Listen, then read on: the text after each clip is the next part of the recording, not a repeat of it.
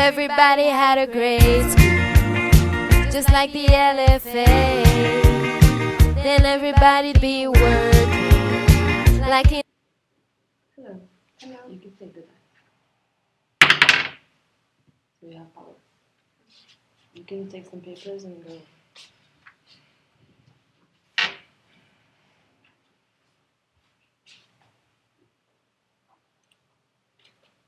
You can stop.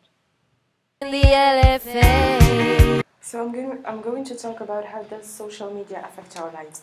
So today social media is everywhere and all around us that we sometimes tend to forget it's there.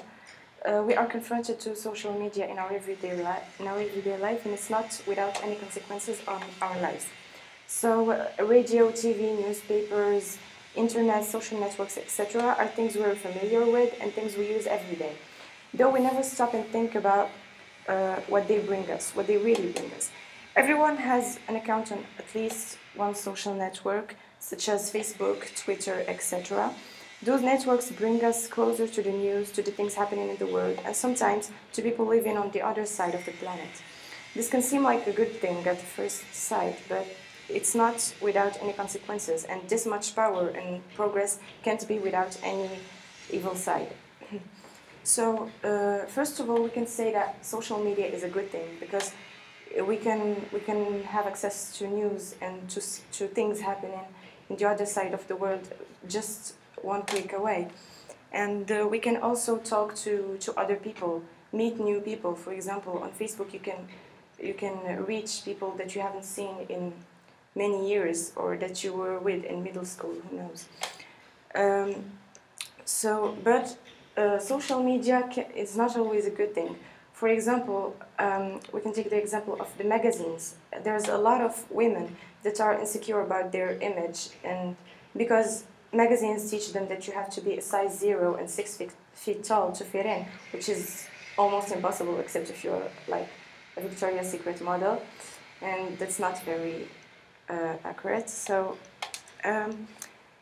social media can make people insecure about themselves because of the images they send, and there's a lot of teenage girls that are still young and that care about things that they shouldn't really care about.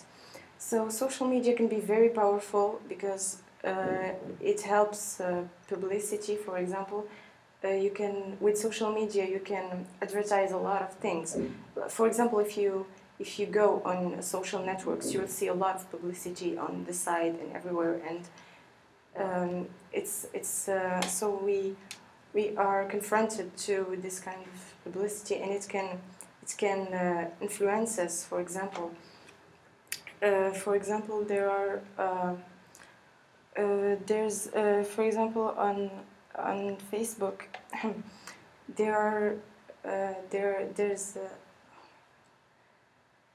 there's advertising that influences people, and social media can be used as a way of propaganda, of massive propaganda, because we usually tend to believe in what we see on the internet or in magazines, in TV and everywhere. So what we see, we believe it, and it gets into our head, and so basically social media can control your mind, and you won't even realize it. So as I said, you might not realize that you're being controlled by social media, and they can make you believe whatever they want to make you believe. Social media is actually a good place for advertising, as I said, since people are always confronted to it. It can be used for any kind of publicity. People sure won't miss it, and they will see it, so it's a good way of advertising whatever you want to advertise. And actually, social media is making people losing their privacy, and as Pete Cashmore said, privacy is dead and social media hold the smoking gun.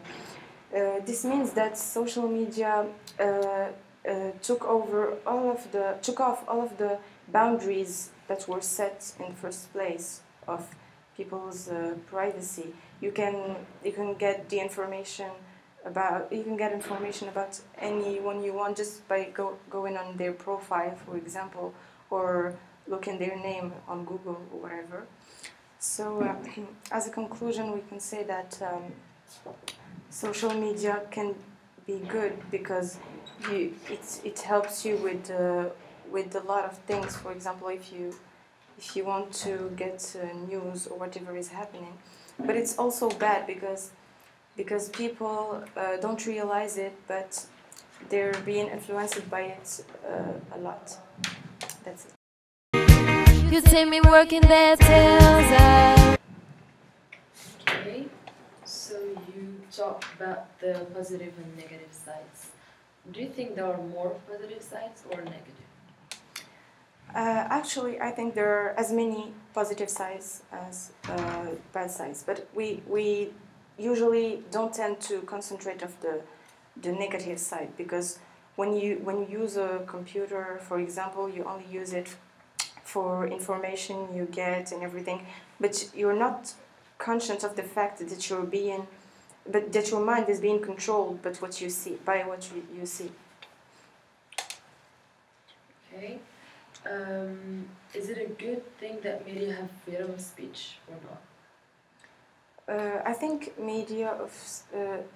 freedom of speech is very important because people can talk about whatever they want to talk, but sometimes it's not really good because whoever wants to say something is going to go on the internet and write about it, and sometimes people tend to not control themselves and say a lot more than they should, and that's not really good, especially because the media sometimes can control everyone with what they say. So whatever is put out there is gonna go to people's minds, and they're gonna believe it. Mm-hmm. And to what extent social media used for advertising, for example? Sorry.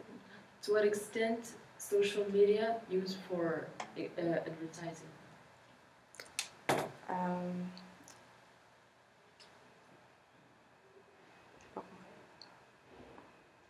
Okay, and what do you think about women in advertising?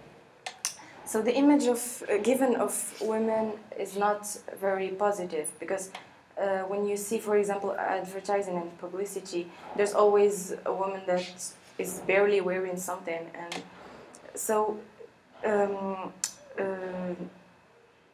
products are being sold just by showing women that are half naked, and I don't think that's really a good thing, because it's first of all, it's not good for the image of women that is given, and second of all, it's not really